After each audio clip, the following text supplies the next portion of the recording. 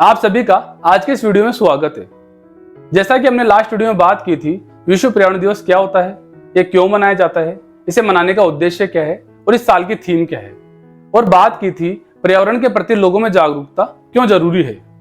तो आज के इस वीडियो में हम बात करेंगे विश्व पर्यावरण दिवस की थीम के बारे में और जानेंगे प्लास्टिक के उपयोग को कम करके कैसे हम पर्यावरण के साथ साथ धरती पर रहने वाले प्रत्येक जीव को कैसे बचा सकते हैं। तो चलिए आज का वीडियो हम शुरू करते हैं।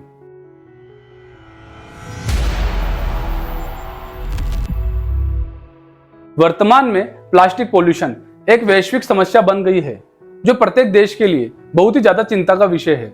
आज सभी देश आवश्यकता से अधिक प्लास्टिक का उपयोग कर रहे हैं, जिससे प्लास्टिक पोल्यूशन बढ़ रहा है। इसलिए इस बढ़ते प्लास्टिक पोल्यूशन को कम करना हम सभी की जिम्मेदारी है। हर साल पर्यावरण की सुरक्षा और संरक्षण हेतु पूरे विश्व में 5 जून को विश्व पर्यावरण दिवस मनाया जाता है। हर साल विश्व पर्यावरण दिवस की थीम अलग अलग होती है और इस साल 2023 की थीम है सॉल्यूशंस टू प्लास्टिक पोल्यूशन। इस थीम का उद्देश्य है प्लास्टिक पोल्यूशन को कम करने के लिए बेहतर कदम उठाना और पर्यावरण को प्लास्टिक मुक्त बनाना, क्योंकि हमारे पर्यावरण, मनुष्यों, जीव जंतुओं, पशु पक्षियों पर प्लास्टिक के अनुचित उपयोग के कारण बहुत बुरा प्रभाव पड़ रहा है, जो हम सभी के लिए बहुत ज्यादा चिंता का विषय है। जैसा कि हम सब जानते हैं, धरती पर मनुष्यों, जीव जंतुओं, पशु पक्षियों, इन सभी के जीवन को सुरक्षित रखने के लिए पर्यावरण का सुरक्षित रहना बहुत जरूरी है। आज विश्व के सभी देश आधुनिकता की तरफ बढ़ रहे हैं, जिससे पेड़ों की कटाई, वनों का नष्ट होना, नदियों समुद्रों का प्रदूषित होना, उद्योगों कारखानों से निकलने वाला जहरीला धुआं आदि सभी समस्याएं भी तेजी से बढ़ रही है। आधुनिकता बढ़ने के साथ साथ दुनिया भर में ऐसी चीजों का इस्तेमाल भी बढ़ गया है जिससे पर्यावरण बहुत ज्यादा दूषित हो रहा है, जो हमारे जनजीवन को बहुत ही ज्यादा प्रभावित कर रही है। उन्हीं में से एक है सिंगल यूज प्लास्टिक का उपयोग, क्योंकि आजकल हम सामान की पैकेजिंग से लेकर खाने की प्लेट्स तक प्लास्टिक का ही उपयोग कर रहे हैं, जो हमारे पर्यावरण के लिए बहुत ही नुकसानदायक है। पूरे विश्व में हर साल 400 मिलियन टन प्लास्टिक सामानों का उत्पादन होता है। इन बनने वाले सामानों में 50% प्लास्टिक के सामान केवल सिंगल यूज प्लास्टिक के लिए ही बनते हैं, जैसा कि प्लास्टिक की straw, spoon, carry bag, cup, गिलास, बोतल, ये सभी सिंगल यूज प्लास्टिक के अंतर्गत आते हैं, जिनका उपयोग केवल एक बार के लिए ही होता है। जिनमें से केवल 8 से 10% प्लास्टिक आइटम्स को ही रिसाइकल किया जाता है। बाकी बचे हुए प्लास्टिक को नदी नालों, समुद्रों, झीलों, इन सभी में फेंक दिया जाता है, जो पर्यावरण के साथ साथ जीव जंतुओं को भी बहुत ज्यादा नुकसान पहुंचाते हैं। इसलिए लोगों में पर्यावरण के प्रति अधिक से अधिक जागरूकता को बढ़ाने के लिए हर साल विश्व पर्यावरण दिवस मनाया जाता है। इसी के साथ हम आगे बढ़ते हैं और बात करते हैं प्लास्टिक पोल्यूशन क्यों बढ़ रहा है, इसके क्या कारण है। प्लास्टिक पोल्यूशन का मुख्य कारण है सिंगल यूज प्लास्टिक का आवश्यकता से अधिक उपयोग, क्योंकि आजकल हम सभी लोग आवश्यकता से अधिक सिंगल यूज प्लास्टिक का उपयोग कर रहे हैं और हम सब सिंगल यूज प्लास्टिक के इतने आदी हो गए हैं कि हमें हर चीज प्लास्टिक में ही चाहिए।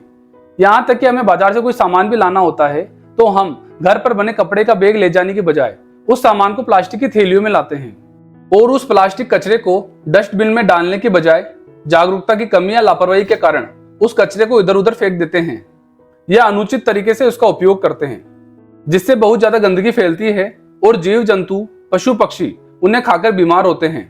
प्लास्टिक की वस्तुएं जिनका ठीक से निपटान नहीं किया जाता, वह हवा में उड़कर नदी नालों, समुद्रों, झीलों आदि में गिरती है, जिससे वाटर पोल्यूशन होता है और पानी में रहने वाले जीव जंतु के जीवन पर बहुत अधिक प्रभाव पड़ता है। इसलिए प्लास्टिक का जितना कम हो सके उतना उपयोग करना चाहिए, वह प्लास्टिक को इधर उधर नहीं फेंकना चाहिए। इसी के साथ हम आगे बढ़ते हैं और बात करते हैं कि कैसे हम पर्यावरण को प्लास्टिक मुक्त बना सकते हैं। पर्यावरण को प्लास्टिक मुक्त बनाने का सबसे आसान तरीका जो आप शुरू कर सकते हैं वह है सिंगल यूज प्लास्टिक का उपयोग कम करना।